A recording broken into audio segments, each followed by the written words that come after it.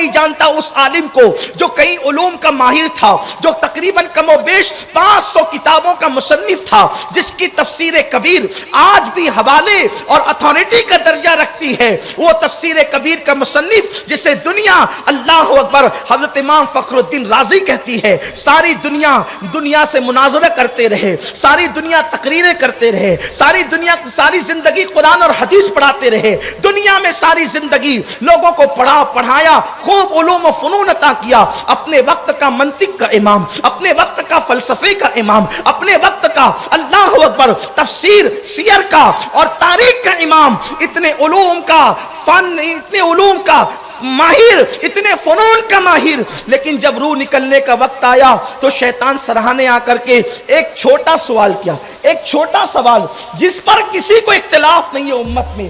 اللہ کے ایک ہونے کی دلیل کیا؟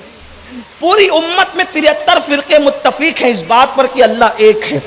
قل هو اللہ احد, آسان بات ہے, اللہ ایک ہے.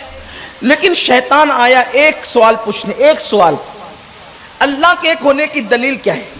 360 دلیلیں دی اس عالم صاحب نے, فخر الدین رازی نے 360 دلیلیں دی, لیکن وہ دوسرا بہکانے کے لیے آنے والا بھی عالم ہی تھا. عالم جاہل کو دلیل دے تو جاہل چپ ہو جاتا ہے نا, لیکن اب عالم کے سامنے عالم بات کرے تو وہ بھی تو عالم ہے نا, بہت بڑا علامہ تھا نا وہ بھی تو, بلکہ لوگ تو عوام کے معلم ہے, وہ تو ملائکہ کا معلم تھا, اور مسئلے مسائل ایسے چھوڑتا تھا جنت میں جھولا جھولتے جھولتے, یہ مسئلہ بتایا وہ مسئلہ بتایا.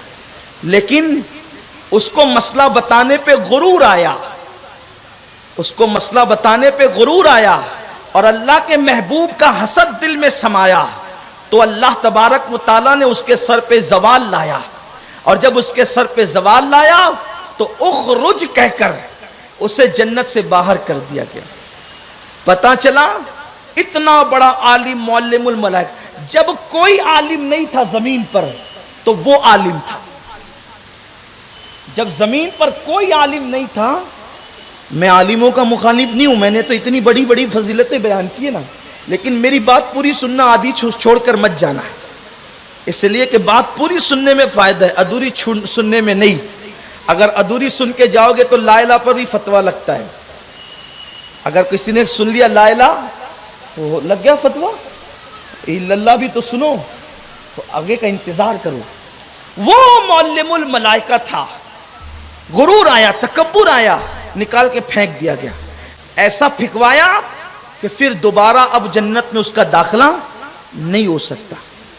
دیکھیے 360 دلیلیں سنی شیطان نے اور سب رد کی, توڑ دی دلیل کو دلیل سے توڑا. اب جب دلیل کو دلیل سے توڑا اس نے, اگرچہ اس کی دلیل باطل تھی لیکن توڑ تو دیا اس نے.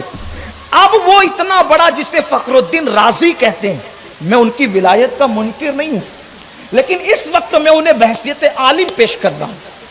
اتنا بڑا علامت الدہر جس نے تفسیر کبیر جیسی تصوف سے بھرپور کتاب لکھی, قرآن کی خدمت کی, جب 360 دلیلیں شیطان نے رد کر دی, پیر ڈگمگانے لگے. قریب تھا کہ لاجواب ہو کر اب زبان سکوت اختیار کر جاتی, ایمان متزلزل ہو جاتا.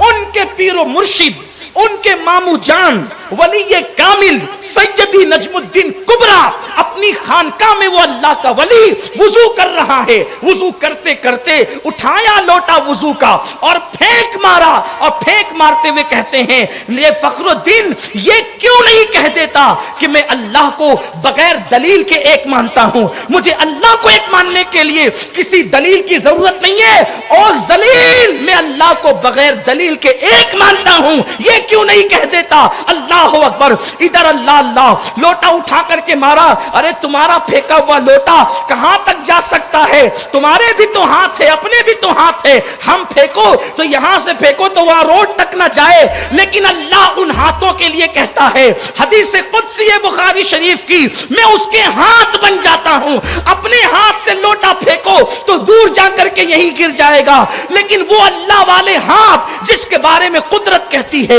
میں اس کے ہاتھ بن جاتا ہوں۔ نجم الدین کے مامو جان، حضرت فخر الدین کے مامو جان نجم الدین کبریٰ نے کیا لوٹا اٹھا کر کے پھینکا اور پھر کہا اللہ کو بغیر دلیل کے ایک مانتے، اس ذلیل سے کہہ دے کہ او ذلیل، ہم اللہ کو بغیر دلیل کے ایک مانتے۔ بس اتنا کہنا تھا۔ مریدین حیران، حضرت فخر الدین تو ادھر اپنے گھر پہ ہیں، آپ کس سے باتیں کر رہے ہیں؟ اور میں اسی سے انتقال ہو رہا ہے اس کا، شیطان آ کے اس کو ولگلا رہا ہے اور وہ لاجواب ہو رہا ہے، تو میں نے اس کی مدد کی۔ کہ پھر کیا ہوا؟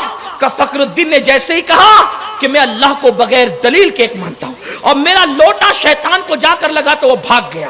اس طرح فخر الدین کلمہ پڑھتے پڑھتے دنیا سے گئے۔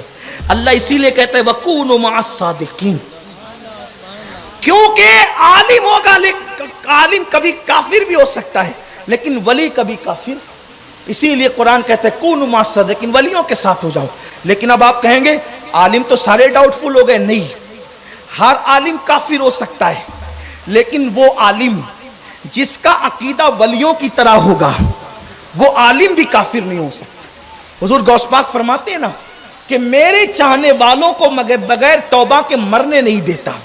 تو اب ہر عالم کا احترام نہیں ہوگا بلکہ اسی عالم کا احترام ہوگا جس عقیدے پر اولیاء کرام ہوتے ہیں۔ اگر وہی عقیدہ عالم بھی اختیار کر لے تو پھر اس عالم کی بات بھی سنی جائے گی اور اس عالم کو سر اور آنکھوں پر بھی رکھا جائے گا۔ اور اولیاء اللہ والا عقیدہ کس کے پاس ہے اس وقت؟ وہ اولیاء اللہ والا عقیدہ الحمدللہ ہم اہل سنت و جماعت کے پاس ہے۔